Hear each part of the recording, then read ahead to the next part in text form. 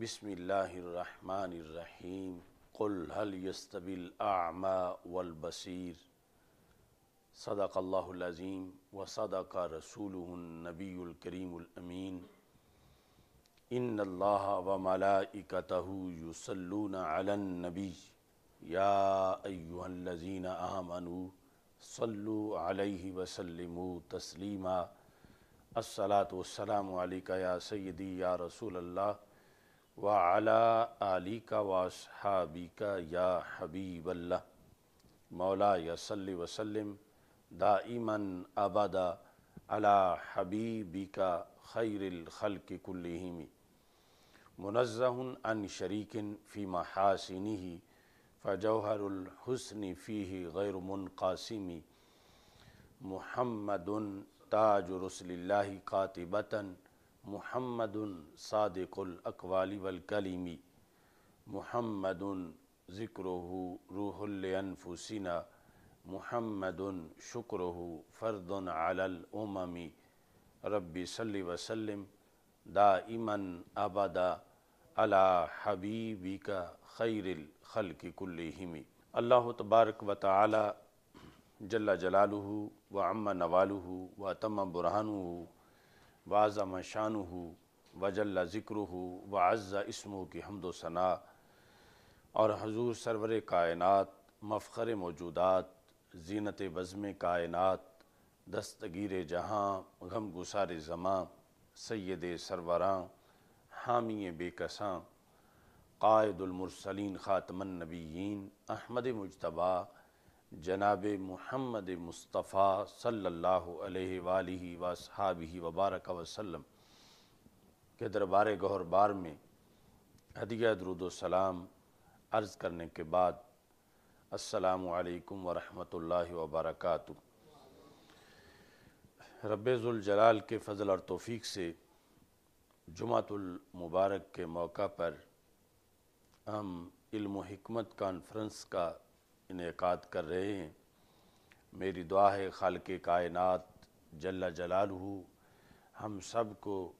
زیادہ سے زیادہ علم نافع عطا فرمائے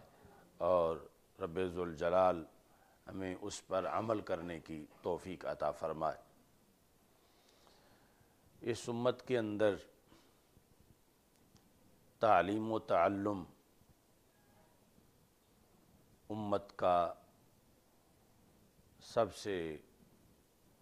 اہم کام ہے۔ تعلیم و تعلم کے ذریعے سے پورا دین نبی اکرم صلی اللہ علیہ وسلم سے صحابہ کرام رضی اللہ تعالیٰ عنہم نے حاصل کیا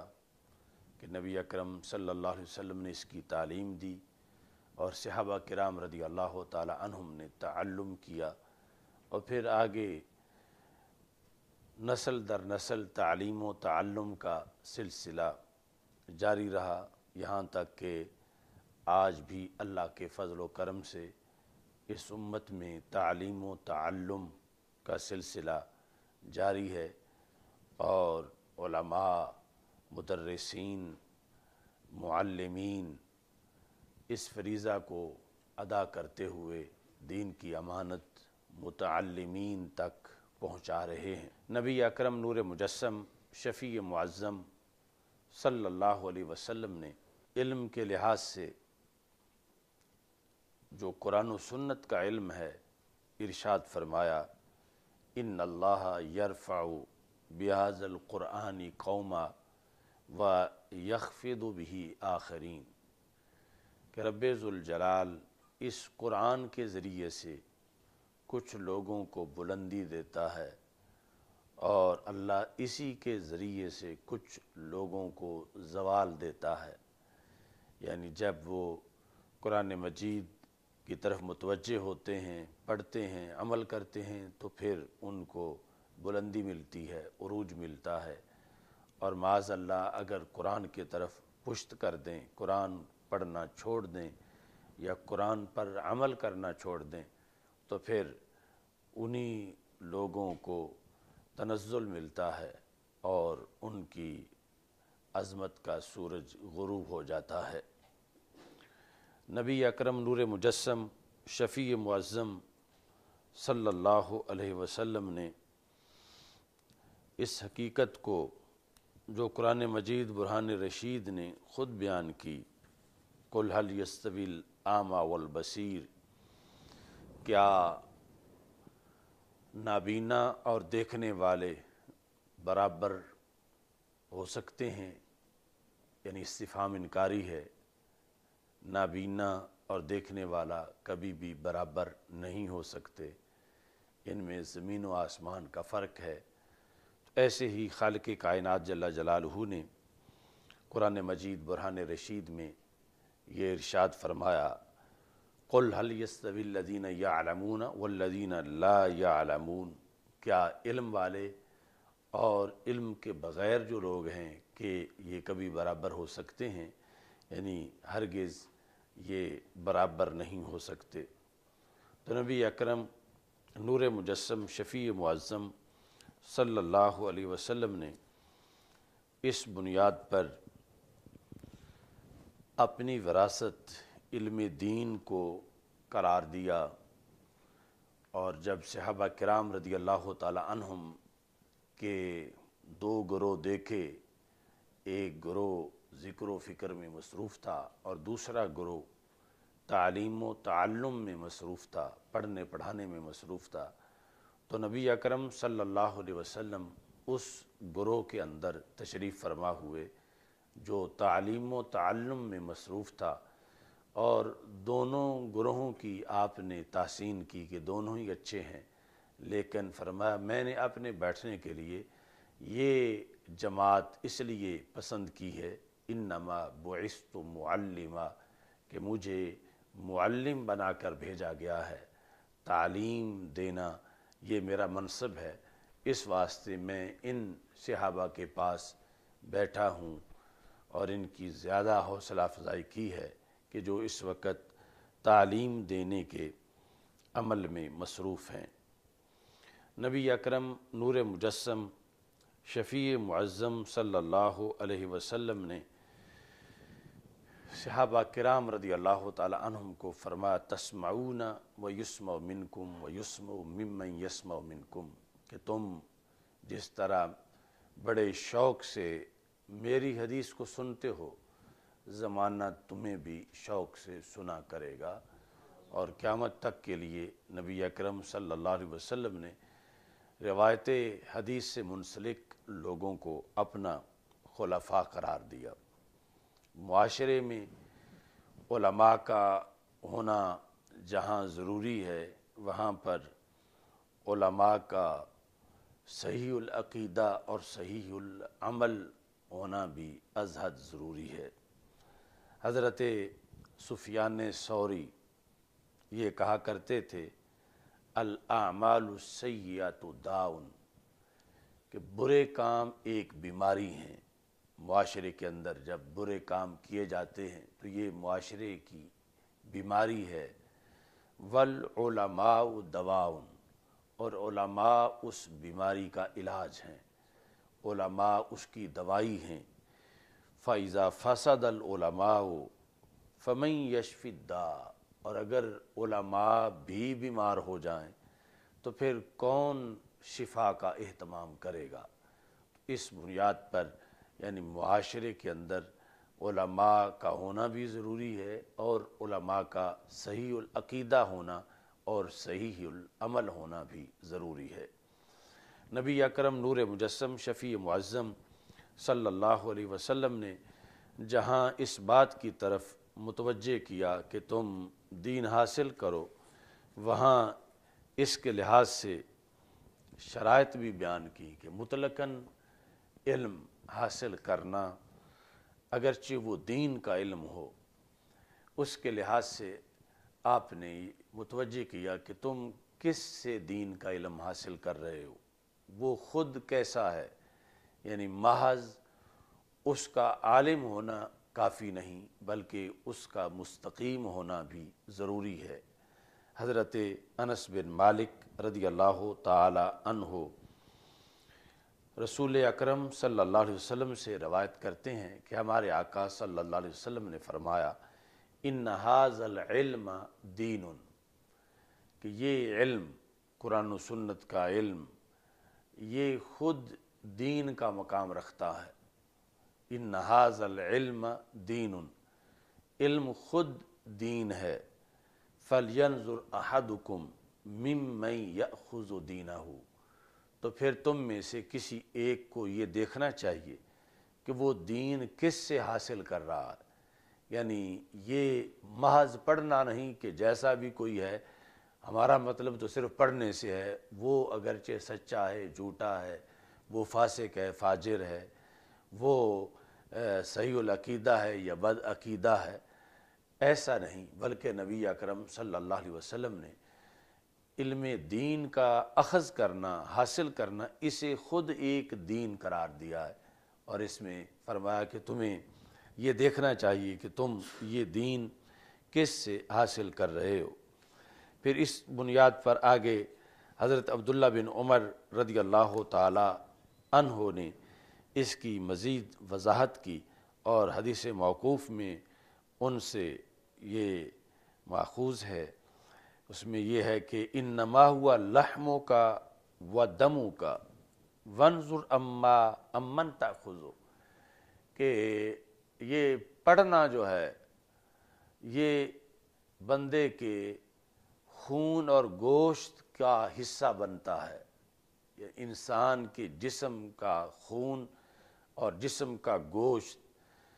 اس کا جس چیز نے جزو بننا ہو تو اس میں کتنی احتیاط کی ضرورت ہے کہ انسان کے خون کا کوئی غلط چیز حصہ نہ بنے اور انسان کے گوشت کا کوئی غلط چیز حصہ نہ بنے۔ تو حضرت عبداللہ بن عمر رضی اللہ تعالی عنہ نے نبی اکرم صلی اللہ علیہ وسلم سے یہ روایت بھی کیا، خود اپنی وضاحت بھی کی کہ اس کو معمولی چیز نہ سمجھو کہ یہ جیسے ایک وہ دوائی ہوتی ہے کہ جو جسم سے دور پڑی ہے، نہ بندہ وہ پی رہا ہے نہ اس کی مالش کر رہا ہے، تو وہ جیسی بھی ہے اگرچہ زہریلی ہو دور پڑی ہے، اس کا کوئی معاملہ نہیں۔ فرمایا علم جو تم حاصل کر رہے ہو یہ ڈائریکٹ تمہارے خون کا حصہ بن رہا ہے اور تمہارے گوشت کا حصہ بن رہا ہے، تو اس بنیاد پر تمہیں یہ دیکھنا چاہیے کہ تم کس کی بات سن رہے ہو، تم کس کے پاس پڑھ رہے ہو، تم کس کی تقریر سن رہے ہو،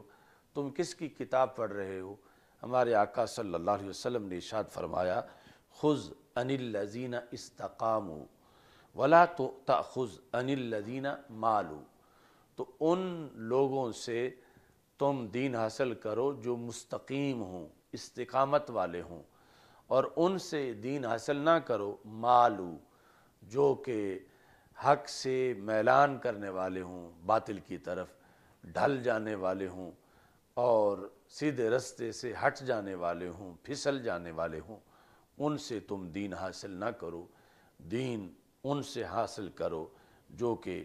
استقامت والے ہیں۔ نبی اکرم نور مجسم شفیع معظم صلی اللہ علیہ وسلم نے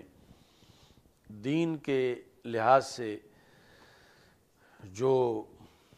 شرائط بیان کیں علماء کے لیے، اور یہ کہ پھر وہ اس علم کو دنیا میں آگے پہنچائیں، اس میں علماء کا اپنے علم پر عمل کرنا ہے۔ خطیب بغدادی رحمۃ اللہ علیہ نے اپنے رسالے اقتضاء العلم العمل کے اندر یہ احادیث ذکر کیں کہ نبی اکرم نور مجسم شفیع معظم صلی اللہ علیہ وسلم نے یہ ارشاد فرمایا ہے، حضرت ابو درداء رضی اللہ تعالی عنہ رسول پاک صلی اللہ علیہ وسلم سے روایت کرتے ہیں کہ ہمارے آقا صلی اللہ علیہ وسلم نے فرمایا کیف انت یا عویمر اذا قیل لک یوم القیامہ اعلمت ام جہلت، کہ اے ابو درداء، جن کا نام عویمر تھا، کہ جب قیامت کے دن تجھ سے یہ پوچھا جائے گا اعلمت ام جہلت، کہ تم عالم ہو یا جاہل ہو، اس وقت تمہاری کیا صورتحال ہوگی جب تمہیں اس سوال کا جواب دینا پڑے گا کہ تجھ سے پوچھا جائے گا بتاؤ تم عالم ہو یا جاہل ہو. تم جو بھی جواب دو گے وہ جواب تمہارے لیے بہت سخت ہوگا. اگر تم فَإِن قُلْتَ عَلِمْتُ، اگر تم کہو گے میں عالم ہوں، میں نے پڑھا ہے، تو پھر اسی پر بات ختم نہیں ہوگی. قِيلَ لَكَ فَمَاذَا عَمِلْتَ، کہا جائے گا کہ جو پڑھا تھا اس پر عمل دکھاؤ، کہ جتنا تم نے پڑھا تھا اس پر زندگی بھر کتنا تم نے عمل کیا. فَمَاذَا عَمِلْتَ فِيمَا عَلِمْتَ، تو اب پڑھا ہوا 1 گھنٹے کا جو ہے اس پر بھی عمل کرتے ہوئے پوری زندگی لگ جاتی ہے. تو یہ ایک اہم سوال ہوگا عالم سے کہ اگر تو پڑھا ہوا ہے تو پھر اپنے پڑھے ہوئے پر اپنا علم ثابت کر، تم نے اپنے پڑھے ہوئے پہ کتنا علم کیا، کتنا عمل کیا. وَإِن قُلْتَ جَهِلْتُ، اور اگر تم یہ جواب دو گے کہ میں ان پڑھ ہوں، میں جاہل ہوں، قِيلَ لَكَ فَمَا كَانَ عُذْرُكَ فِيمَا جَهِلْتَ أَلَا تَعَلَّمْتَ، کیوں تم جاہل رہے، تم نے پڑھا کیوں نہیں، کیا عذر تھا تمہیں، تم کس لیے علم سے دور رہے. تو اس بنیاد پر دور رہنے والا جو جواب ہے اس پر بھی شدید مواخذہ ہے، اور جو پڑھنا ہے، عالم ہونا ہے، اس سے بھی جان نہیں چھوٹے گی جب تک کہ پڑھے ہوئے پر علم کا حساب مکمل نہیں ہو جائے گا. نبی اکرم نور مجسم شفیع معظم صلی اللہ علیہ وسلم نے اس سلسلہ میں مزید یہ ارشاد فرمایا کہ کچھ لوگ اہل جنت میں سے جہنم والوں کی طرف جھانک کے دیکھیں گے. ان اناسا من اہل الجنہ یتطلعون الی اناس من اہل النار، ہوں گے جنت میں، لیکن ایسی جگہ ہوگی جہاں جنت والے جہنم والوں کو جھانک کے دیکھ سکیں، دیوار کے اوپر سے ہو کے، اور انہیں پہچان سکیں، وہ انہیں جہنم والے نظر آئیں. فَيَقُولُونَ، تو جب جنت والے کچھ جہنم والوں کو دیکھیں گے تو انہیں وہ پہچان میں آ جائیں گے کہ یہ تو وہ لوگ تھے کہ جو ہمارے خطیب تھے، ہمارے عالم تھے، ہمارے مبلغ تھے، اور ہم انہی سے پڑھتے تھے، انہی کا خطبہ سنتے تھے. تو یہ تعجب سے کہیں گے بِمَا دَخَلْتُمُ النَّارِ، تم کیسے جہنم میں داخل ہو گئے ہو. فَوَاللَّهِ مَا دَخَلْنَا الْجَنَّةَ إِلَّا بِمَا تَعَلَّمْنَا مِنْكُمْ، ہمیں تو جنت ملی ہی اس علم کے صدقے ہے جو ہم نے تجھ سے پڑھا تھا. تو ہم جنت میں چلے گئے ہیں، تم کیسے جہنم میں چلے گئے ہو، حالانکہ ہمیں تو جنت کا پتہ ہی نہیں تھا. جنت کا دروازہ ہمیں آپ لوگوں نے دکھایا، اور ہم آپ کی تقریریں سن کے، آپ لوگوں کا درس سن کے ہم اس طرف متوجہ ہوئے، تو ہم جنت میں ہیں، تم جہنم میں کیسے چلے گئے. تو رسول اکرم صلی اللہ علیہ وسلم ارشاد فرماتے ہیں فَيَقُولُونَ، تو وہ جہنم میں موجود مبلغ علماء معاذ اللہ یہ کہیں گے اِنَّا كُنَّا نَقُولُ وَلَا نَفْعَلُ، کہ ہم لوگوں کو تو تبلیغ کرتے تھے مگر خود اس پہ عمل نہیں کرتے تھے. تو لوگ تو ہم سے سن کے جنت پہنچ گئے، اور ہم جو ہمارا علم تھا اس پر عمل نہ ہونے کی وجہ سے معاذ اللہ ہمیں جہنم میں داخل ہونا پڑا. تو اس بنیاد پر نبی اکرم نور مجسم شفیع معظم صلی اللہ علیہ وسلم نے جہاں علم کی طرف متوجہ کیا اور اس کو وراثت نبوی قرار دیا،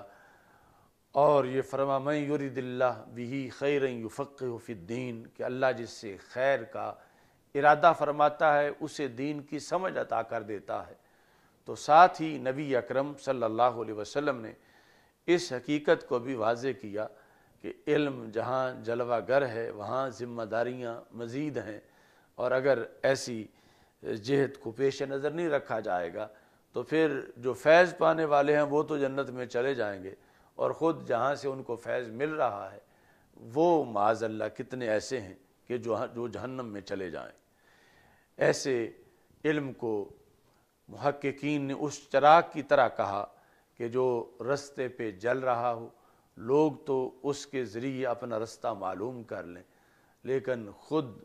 اس کا فیتہ جو ہے وہ اپنے آپ کو ہی جلا رہا ہے اور اپنے لیے ہی وہ آگ کا اہتمام کر رہا ہے۔ نبی اکرم نور مجسم شفیع معظم صلی اللہ علیہ وسلم کا یہ فرمان ہے، مثل العالم الذی یعلم الناس الخیر، اس عالم کی مثال جو لوگوں کو خیر کی تعلیم دیتا۔ ایک تو ہے ہی وہ جو شر کا علم پڑھاتا ہے، نقصان کا، عریانی فحاشی کا، بد اعتقادی کا، لیکن جو خیر پڑھاتا ہے لیکن وَيَنْسَى نَفْسَهُ، اور اپنے آپ کو بھول جاتا ہے، لوگوں کو تو تعلیم دیتا ہے اور خود اس پہ عمل نہیں کرتا۔ كَمَثَلِ السِّرَاجِ يُضِيءُ لِلنَّاسِ وَيُحْرِقُ نَفْسَهُ، یہ اس چراغ کی طرح ہے کہ جو لوگوں کو تو روشنی دیتا ہے مگر اپنے آپ کو جلا رہا ہے، یعنی آپ وہ فیتہ جلتا ہے تو تب لوگوں کو روشنی ملتی ہے۔ رسول اکرم نور مجسم شفیع معظم صلی اللہ علیہ وسلم نے علم و حکمت کے حصول کے لحاظ سے جو ترغیب دی اور اس پر عمل کو ضروری سمجھا، تو اس پر پھر آگے ہمارے اکابر نے اس کی وضاحت اور تشریح میں بھی ارشادات فرمائے۔ بہت بڑے صوفی حضرت فضیل بن عیاض رحمہ اللہ تعالی ارشاد فرماتے ہیں، لا یزال العالم جاہلا بما علم حتی یعمل به، ایک بندہ پڑھ کے بھی عالم نہیں بنتا، پڑھ جانے کے باوجود بھی جاہل ہی شمار ہوتا ہے، یہاں تک کہ اپنے پڑھے ہوئے پہ عمل نہ کر لے۔ فَإِذَا عَمِلَ بِهِ كَانَ عَالِمًا، جب اپنے پڑھے ہوئے پہ عمل کر لے گا تو پھر اس کو عالم شمار کیا جائے گا، جب تک عمل نہیں ہوگا اس وقت تک وہ عالم قرار نہیں پائے گا۔ حضرت داؤد طائی آپ نے یہ ارشاد فرمایا، ارأیت المحارب اذا اراد ان یلقى الحرب الیس یجمع آلتہ، کہ جو بندہ جنگ کرنا چاہتا ہے وہ جنگ کرنے سے پہلے ہتھیار اکٹھے کرتا ہے، اسلحہ اکٹھا کرتا ہے تاکہ میں جنگ میں اس اسلحے کو استعمال کر سکوں۔ تو کہتے ہیں کیا ایسا بھی کوئی مجاہد، کوئی جنگجو تم نے دیکھا ہے کہ ساری زندگی اسلحہ ہی اکٹھا کرتا رہے اور لڑنے کی نوبت ہی نہ آئے یا لڑنے کے عمل میں وہ داخل ہی نہ ہو؟ فَإِذَا أَفْنَى عُمْرَهُ فِي الْآلَةِ فَمَتَى يُحَارِبُ، اگر ساری زندگی اس نے اسلحہ اکٹھے کرتے ہی گزار دی تو پھر لڑے گا کب؟ لڑنے کے لیے تو کیا پھر کوئی دوسری زندگی اس کو ملے گی؟ تو ان العلم آلۃ العمل، کہ علم جو ہے وہ عمل کا آلہ ہے۔ فَإِذَا أَفْنَى عُمُرَهُ فِي جَمْعِهِ، تو اگر کسی نے عمر ساری پڑھنے میں ہی گزار دی، فَمَتَى يَعْمَلُ، تو پھر عمل کب کرے گا؟ اس بنیاد پر یعنی علم کے ساتھ فوری طور پر عمل کا ہونا ضروری ہے، اور اس عمل کے پائے جانے کے بعد ہی ایک عالم کو عالم ہونا نصیب ہوتا ہے، ورنہ وہ پڑھنے لکھنے کے باوجود بھی جاہل قرار پاتا ہے۔ علم کے لحاظ سے ہمارے اکابرین نے آخری دم تک تعلیم و تعلم کے لحاظ سے جو محنت کی، اس کے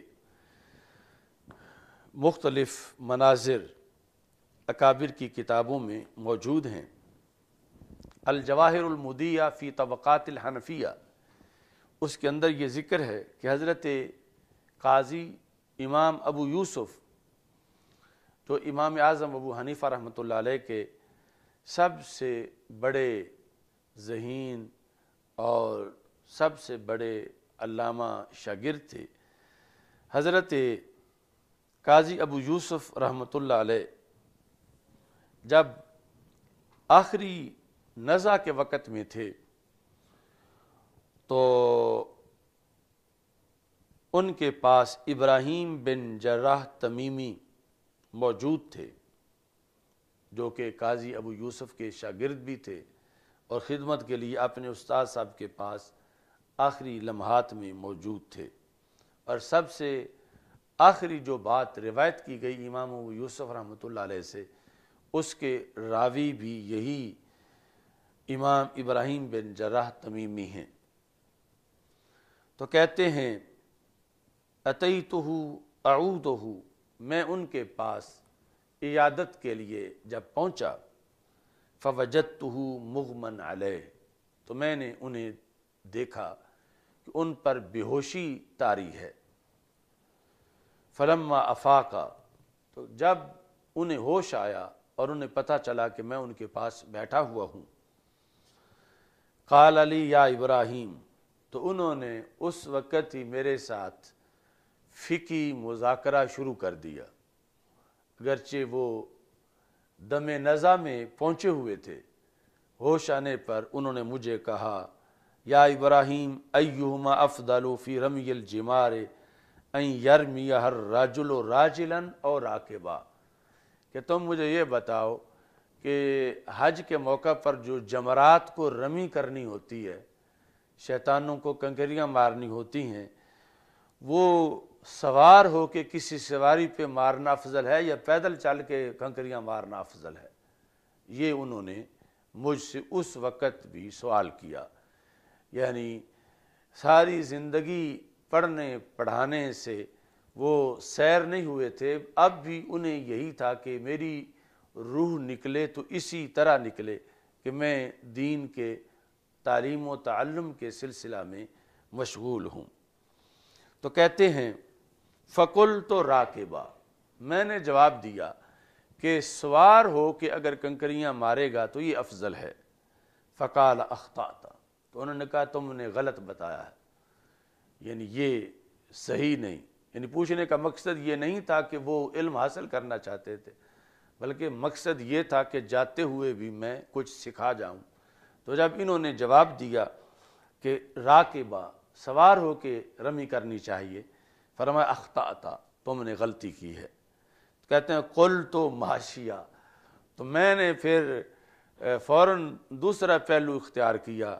کہ نہیں پیدل چل کے رمی کرنی چاہیے، یہ افضل ہے۔ قال اخطأت، تو انہوں نے کہا یہ بھی غلط ہے کہ تم نے غلطی کی۔ تو کہتے ہیں کہ میں حیران تھا کہ ایک جواب تو درست ہونا چاہیے، یا پیدل ہو کے رمی کرنا افضل ہونا چاہیے، یہ جواب درست ہونا چاہیے، یا پھر سوار ہو کے رمی کرنے والا عمل افضل ہو، یہ جواب درست ہونا چاہیے۔ میں نے دونوں ہی دیے ہیں اور انہوں نے دونوں جواب میرے مسترد کر دیے ہیں۔ تو اس پر امام ابو یوسف رحمۃ اللہ علیہ نے فرمایا کہ یہاں اصل ایک معیار ہے، اس قاعدے کو سامنے رکھا جائے گا، اس کو سامنے رکھ کے تو پھر تعین کیا جائے گا کہ پیدل چل کے کرنا افضل ہے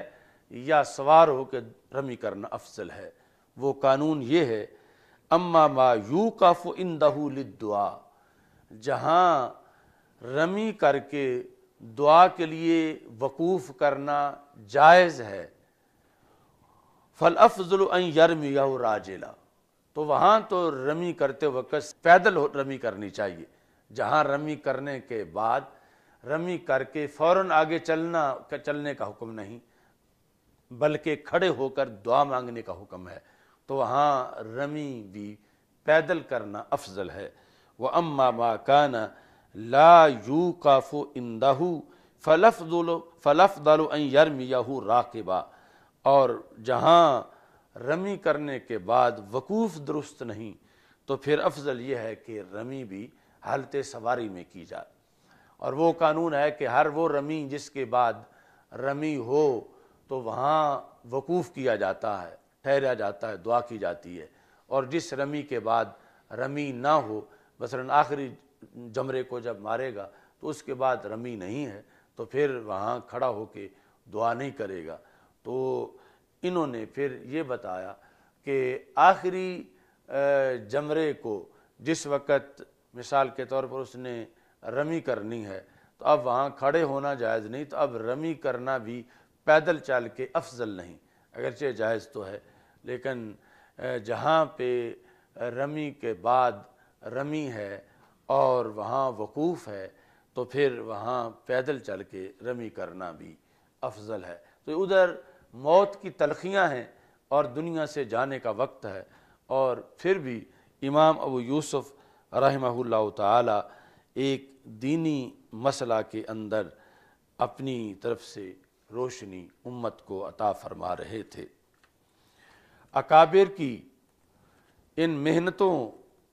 کو پیش نظر رکھتے ہوئے خطیب بغدادی اس وقت، یعنی خطیب بھی اس طرح کے ہوتے تھے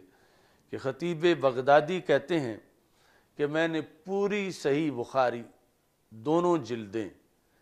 صرف 3 نشستوں میں مکمل کر دی،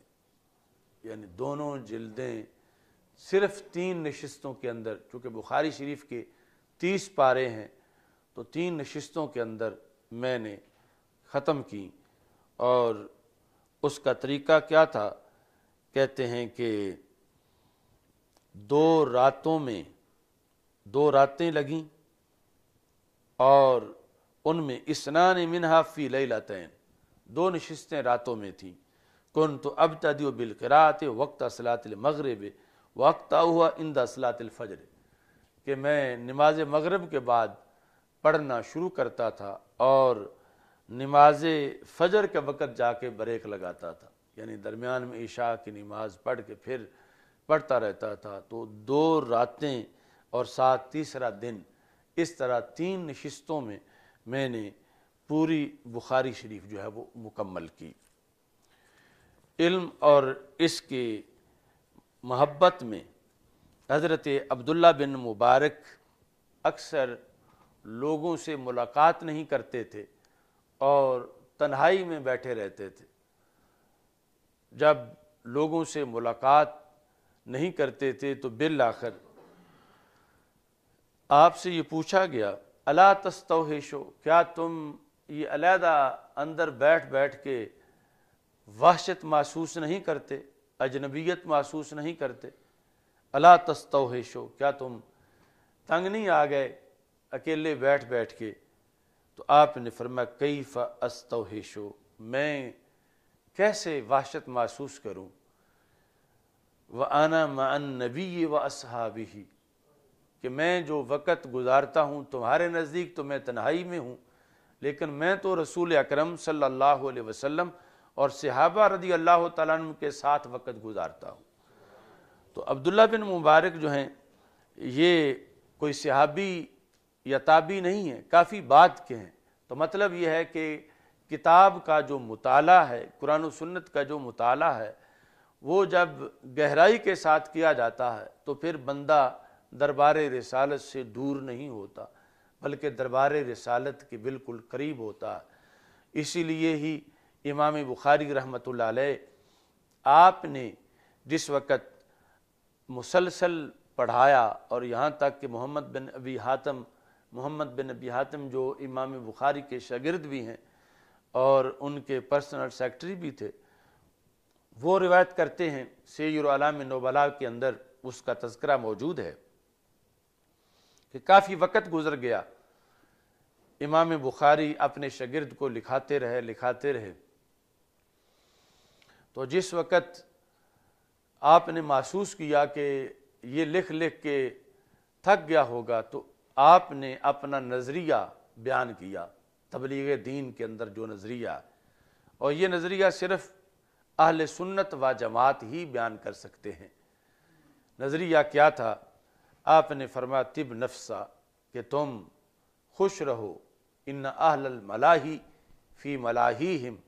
والتجار فی تجاراتہم واہل الصناعات فی صناعاتہم وانت مع النبی واصحابہ صلی اللہ علیہ وسلم، کہ اے محمد بن ابی حاتم تم خوش رہو، کتنے تم خوش نصیب ہو، اس وقت گپیں لگانے والے گپیں لگا رہے ہیں،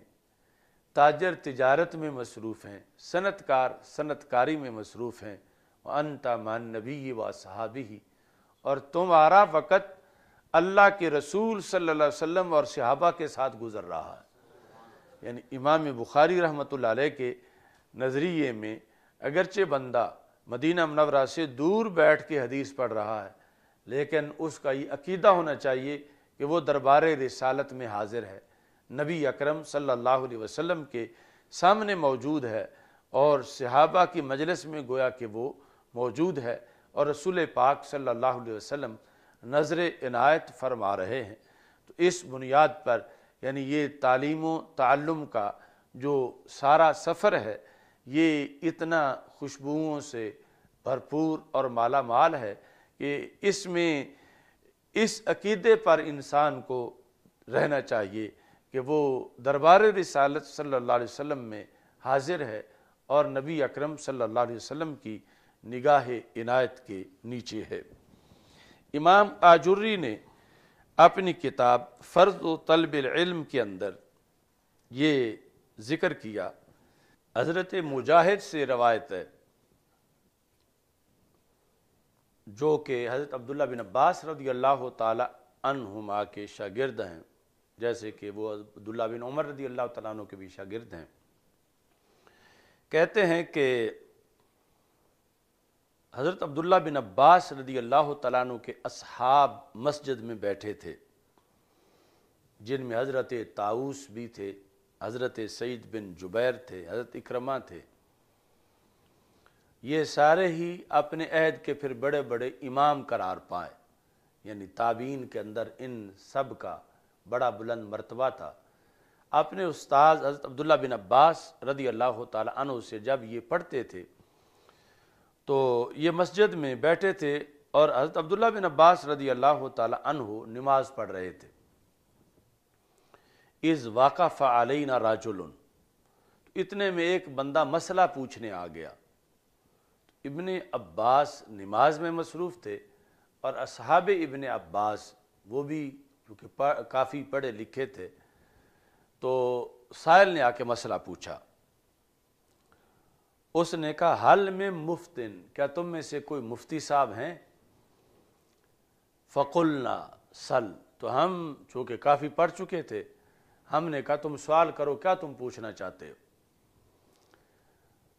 فقال انی کلما بلتو تابعہ الماء الدافق، کہ میں جب بھی پیشاب کرتا ہوں تو پیشاب کے بعد مجھے یہ شکایت ہوتی ہے کہ ٹپکنے والا پانی پیشاب کے بعد مجھے آتا ہے۔ پھر اس نے ساتھ وضاحت بھی کی یکون منہ الولد، یعنی جس پانی جو سے انسان کی تخلیق ہوتی ہے وہ منی کا پانی مجھے پیشاب کرنے کے بعد آتا ہے۔ تو اب مجھ پہ کیا غسل فرض ہے یا وضو ہی مجھے کفایت کر جائے گا؟ قلنا علیک الغسل، تو ہم جو ابن عباس رضی اللہ تعالی عنہ شاگرد بیٹھے ہوئے تھے ہم سب نے یہ جواب دیا کہ تجھ پر غسل فرض ہے۔ قال فول الرجل وهو يرجع، وہ بندہ مسئلہ پوچھ کے باہر نکلا اور ساتھ پڑھ رہا تھا انا للہ و انا الیہ راجعون، یعنی اس کے سامنے اس کے ماضی کے کئی ایسے مواقع تھے اور پھر اسے افسوس لگ رہا تھا کہ میں تو وضو ہی کرتا رہا ہوں تو مجھ پہ تو غسل بھی فرض تھا، تو میری کتنی نمازیں ضائع ہو گئیں اور کتنا میرا نقصان ہو گیا۔ یعنی اس حالت میں وہ شخص جو ہے وہ مسئلہ پوچھ کے باہر چلا گیا۔ حضرت عبداللہ بن عباس رضی اللہ تعالی عنہ نماز میں تھے تو آپ نے جلدی جلدی نماز مکمل کی۔ ثم قال لاکرمہ، پھر سلام پھیر کے حضرت اکرمہ جو شاگردوں میں بیٹھے تھے انہیں کہا علیہ بالرجل، اس بندے کو واپس بلاؤ جس کو تم نے مسئلہ بتایا ہے۔ تو کہتے ہیں واقبل علینا فقال ارأیتم ما افتیتم بہذا الرجل، ادھر اسے بلانے کے لیے ایک ساتھی کو بھیج دیا اور ہماری طرف جو ہم فتویٰ دینے والے تھے متوجہ ہو کر آپ نے یہ ارشاد فرمایا ارأیتم ما افتیتم بہذا الرجل عن کتاب اللہ عز وجل، کہ اس بندے کو جو تم نے فتویٰ دیا یہ کیا تم نے قرآن مجید سے فتویٰ دیا؟ قلنا لا، تو ہم نے کہا نہیں، قرآن مجید میں تو کوئی ایسی آیت نہیں ہے۔ قال فعن سنت رسول اللہ صلی اللہ علیہ وسلم، تو کیا تم نے اس شخص کو سنت رسول صلی اللہ علیہ وسلم سے فتویٰ دیا؟ قلنا لا، تو ہم نے کہا ایسی تو کوئی حدیث بھی ہمارے سامنے موجود نہیں ہے۔ قال فعن اصحاب رسول اللہ صلی اللہ علیہ وسلم، تو کیا تم نے تمہارے سامنے صحابہ رضی اللہ تعالیٰ عنہ میں سے کسی کا فتویٰ تھا کہ صحابہ سے یہ صورت پوچھی گئی ہو اور صحابہ نے یہ جواب دیا ہو اور تم نے وہی جواب آگے بتا دیا ہے؟ کیا ایسا ہے کسی صحابی نے یہ فتویٰ دیا؟ قلنا لا، تو ہم نے کہا کہ ہمارے پاس کسی صحابی سے بھی منقول ایسا کوئی فتویٰ نہیں تھا۔ قال فاما، تو آپ نے فرمایا پھر تم نے کس سے فتویٰ دیا، یعنی تمہاری دلیل کیا تھی؟ قلنا ان رأینا، تو ہم نے کہا کہ ہم نے اپنی رائے سے فتویٰ دیا، یعنی رائے سے ہم نے عقل دوڑا کے تو یہ شرعی حکم سمجھا تو ہم نے یہ فتویٰ دے دیا۔ رائے سے فتویٰ دینا قرآن و سنت سے ماخوذ اس کا تو شریعت میں حکم ہے، جس طرح کہ حضرت معاذ بن جبل رضی اللہ تعالی عنہ کو جب یمن کا قاضی بنا کر نبی اکرم صلی اللہ علیہ وسلم نے بھیجا تو بھیجتے وقت فرمایا بما تقضی یا معاذ فیصلہ کیسے کرو گے؟ تو انہوں نے کہا اقضی بکتاب اللہ، میں قرآن مجید سے فیصلہ کروں گا۔ فرمایا ان لم تجد فی کتاب اللہ، اگر تم کتاب اللہ میں نہ پاؤ تو پھر کیسے؟ تو انہوں نے کہا اقضی بسنت رسول ہی، میں سنت رسول صلی اللہ علیہ وسلم کو سامنے رکھ کر فیصلہ کروں گا۔ فرمایا ان لم تجد فی سنت رسول ہی، اگر تم رسول پاک صلی اللہ علیہ وسلم کی سنت کے اندر بھی اس کا حل نہ پاؤ تو پھر کیا کرو گے؟ تو کہا اجتہد برأیی، میں اپنی رائے سے اجتہاد کروں گا، یعنی قرآن و سنت سے مسئلہ اخذ کر کے میں بتاؤں گا۔ تو نبی اکرم صلی اللہ علیہ وسلم نے فرمایا کہ الحمدللہ الذی وفق رسول اللہ بما یرضی بہ رسول اللہ صلی اللہ علیہ وسلم، ساری تعریفیں اس خدا کی ہیں جس نے میرے معین کردہ گورنر کو وہ بات کہنے کی توفیق دی ہے جسے سن کے رب کا رسول خوش ہو گیا ہے۔ تو مطلب آپ نے تحسین فرمائی اور ادھر یمن والوں کو حکم دیا کہ جو یہ قرآن و سنت سے اجتہاد کر کے بتائیں گے وہ پھر ان کی رائے نہیں ہوگی، وہ شریعت قرار پائے گی۔ لیکن یہاں جو صورتحال تھی، جب مسئلہ کے لحاظ سے ان کے پاس دلیل کے جس سے اخذ کیا ہو، کہتے ہیں قرآن مجید سے بھی نہیں، سنت سے بھی نہیں، اور صحابہ رضی اللہ تعالی عنہم کے فتویٰ سے بھی نہیں، تو حضرت عبداللہ بن عباس رضی اللہ تعالی عنہ کہنے لگے لذاک یقول رسول اللہ صلی اللہ علیہ وسلم فقیہ واحد اشد علی الشیطان من الف عابد، فرمایا یہی وجہ ہے کہ رسول پاک صلی اللہ علیہ وسلم نے فرمایا ہے کہ ایک فقیہ اکیلا شیطان پر 1000 عبادت گزاروں سے بھاری ہوتا ہے۔ اکیلا فقیہ اشد علی الشیطان من الف عابد، یعنی 1000 عابد شیطان کو وہ نقصان نہیں دے سکتا جو ایک فقیہ دے سکتا ہے، یعنی اتنا بڑا مقام ہے فقیہ کا، اور جس کو دین کے علوم کا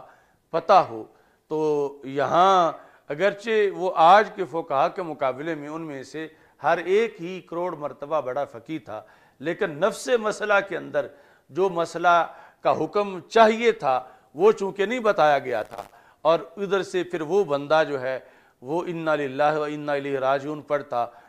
نکل گیا تھا اور مسئلہ صحیح بیان نہیں ہوا تھا، تو رسول پاک صلی اللہ علیہ وسلم کی اس حدیث کی طرف متوجہ کیا حضرت عبداللہ بن عباس رضی اللہ تعالیٰ عنہ نے کہ بلا وجہ سرکار نے یہ نہیں فرمایا، علم بڑی چیز ہے اور علم کے ذریعے شیطان کا اچھے طریقے سے مقابلہ کیا جا سکتا ہے۔ اتنے میں وہ شخص واپس آ گیا جس کو حضرت اکرمہ بلانے گئے ہوئے تھے، تو حضرت عبداللہ بن عباس رضی اللہ تعالیٰ عنہ نے پھر اس کے مسئلے میں مزید وضاحت پوچھی جس پر ہی جواب دیا جا سکتا تھا۔ آپ نے فرمایا ارائیتا اذ کان ذاکا منکا اتجد شہوتن فی قبولکا، کہ آپ کو جب یہ پانی آتا ہے پیشاب کے بعد، کیا تمہاری شرمگاہ کو شہوت بھی محسوس ہوتی ہے؟ قال لا، اس نے کہا نہیں، شہوت تو محسوس نہیں ہوتی۔ یعنی یہ تو بعد میں فقہا نے پھر اب فقہ کی کتابوں میں لکھا ہوا ہے کہ اس کو مزی کہتے ہیں، منی نہیں کہتے، اور اس سے وضو ٹوٹتا ہے اور یعنی اس سے غسل لازم نہیں ہوتا۔ اس وقت ابھی یہ مسائل ابتدا میں تھے، تو آپ نے پھر اس بندے سے سوال کر کے حقیقت اس کی جانی، فرمایا کہ اتاجد و شہوتن فی قبولکا، کیا اس سے تمہیں اپنی شرمگاہ کے اندر شہوت محسوس ہوتی ہے؟ تو اس نے کہا مجھے کوئی شہوت محسوس نہیں ہوتی۔ آپ نے فرمایا فہل تجد خضرا فی جسدک، کیا جب وہ پانی نکلتا ہے تو اس سے تیرے جسم میں ہیجان پیدا ہوتا ہے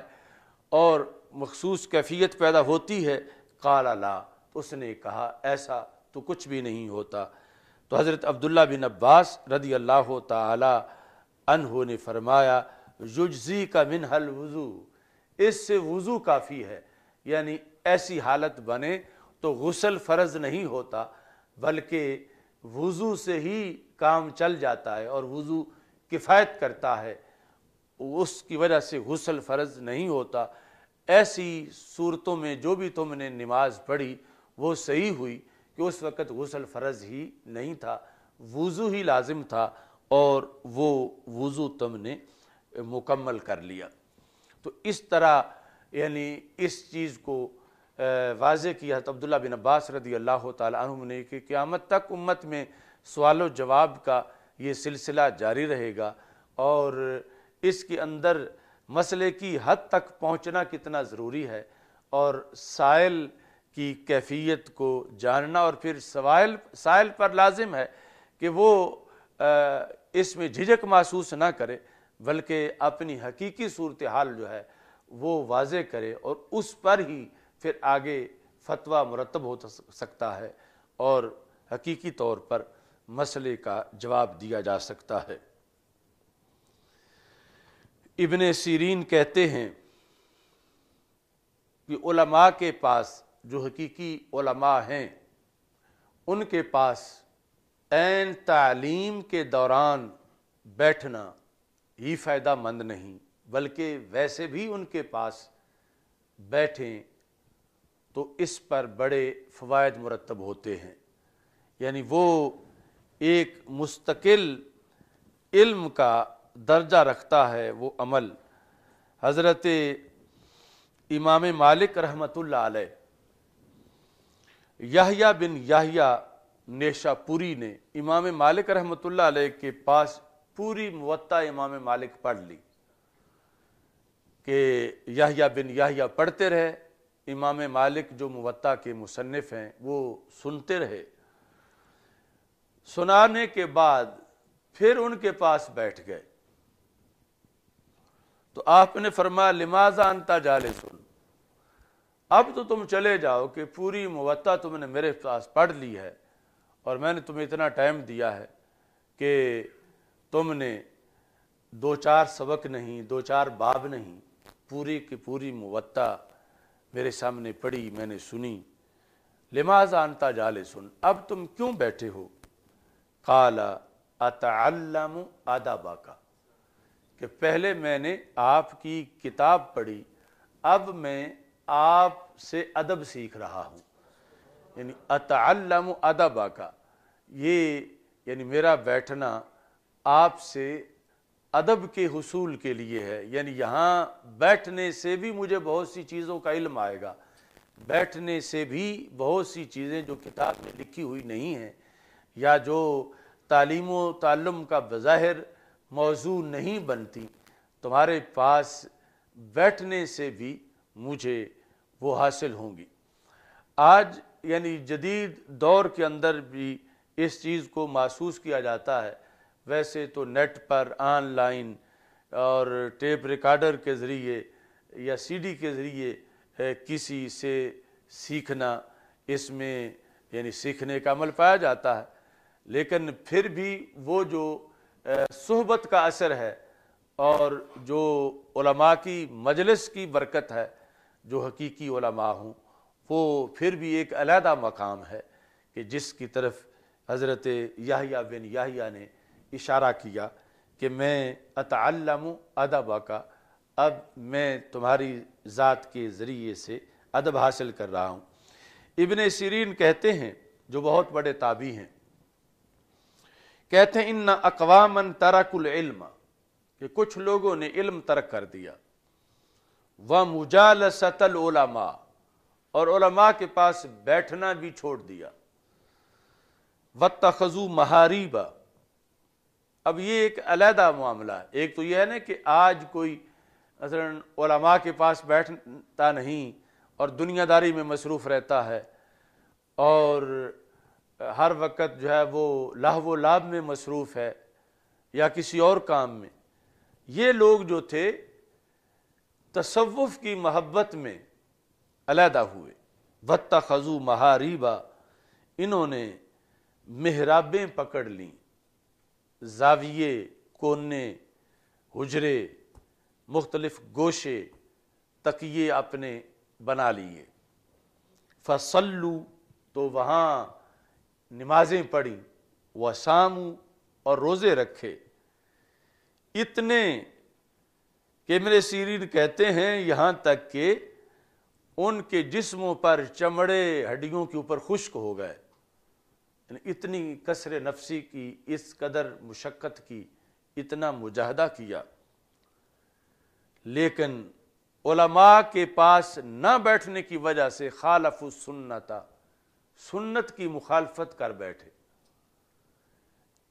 یعنی جو عبادت ہے مقبول تب ہوتی ہے جب سنت کے مطابق ہو، یعنی مطلقاً قیام کرنا، مطلقاً رکوع کرنا، اگر اس میں سنت رسول صلی اللہ علیہ وسلم کو پیش نظر نہ رکھا جائے تو وہ اللہ کے دربار میں مقبول نہیں۔ مثلاً کوئی 2 فجر کی سنتوں کے مقابلے میں کہے میں 20 سنتیں پڑھ لیتا ہوں تو اللہ زیادہ راضی ہوگا، تو اب اللہ تعالیٰ ناراض ہو جائے گا کہ 2 پر تو رسول پاک صلی اللہ علیہ وسلم کے اسوہ حسنہ کی مہر لگی ہوئی ہے اور 20 پر مہر نہیں لگی ہوئی۔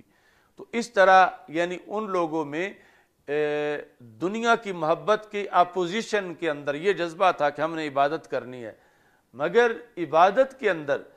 وہ خالف السنت، سنت کی انہوں نے مخالفت کی، تو ابن سیرین کہتے ہیں فہلکوا، وہ ہلاک ہو گئے، اس واسطے کہ ان کی عبادت کو علم کی رہنمائی میسر نہیں رہی تھی۔ تو اس بنیاد پر اگرچہ کوئی دنیا کی محبت کی وجہ سے علماء کو چھوڑ رہا ہو یا اس طرح کے چلوں کی وجہ سے علماء کو چھوڑ رہا ہو، جو صحیح العقیدہ اور صحیح العمل علماء ہیں، جب ان سے دوری اختیار کی جائے گی تو پھر اس میں فساد ہی فساد ہوگا، خواہ وہ فساد کی صورتحال کوئی بھی ہو، چونکہ حقیقی طور پر اللہ کے ہاں جس چیز کی مقبولیت ہے اس کی اطلاع قرآن و سنت میں موجود ہے، اور قرآن و سنت کی اطلاع پھر جو ظاہری طور پر ایک نظام ہے وہ پڑھنے پڑھانے سے ہی حاصل ہو سکتی ہے، اور پڑھنے پڑھانے کے ساتھ ہی آگے یہ سلسلہ ہمیشہ امت میں جاری و ساری رہا ہے۔ تو اس وقت بھی امت کے اندر یہ سلسلہ موجود ہے، اور ہمارے آقا صلی اللہ علیہ وسلم نے فرمایا قیامت تک ایک جماعت حق پر موجود رہے گی، لا یضرہم من خالفہم،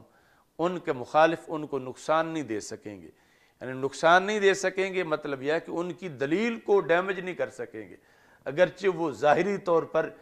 مالی نقصان پا لیں، جانی نقصان پا لیں، زخمی ہو جائیں، بند ہو جائیں، لیکن ان کی دلیل کبھی بھی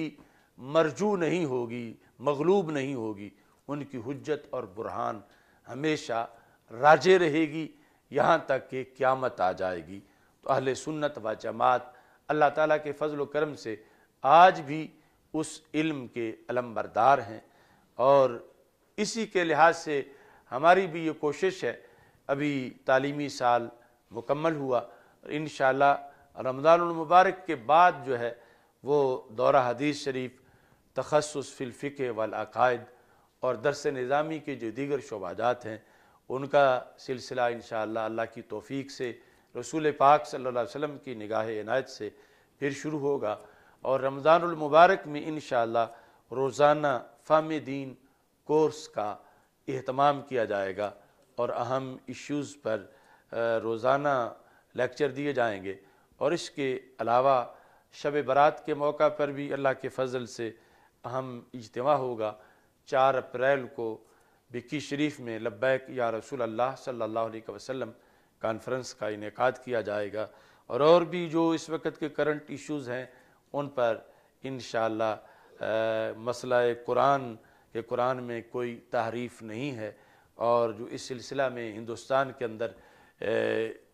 ایک نام نہاد شخص وسیم کی طرف سے جو رٹ دائر کی گئی ہے کہ قرآن مجید کی 26 آیات کو معاذ اللہ نکالنا چاہیے، اس کے رد میں بھی انشاءاللہ ہم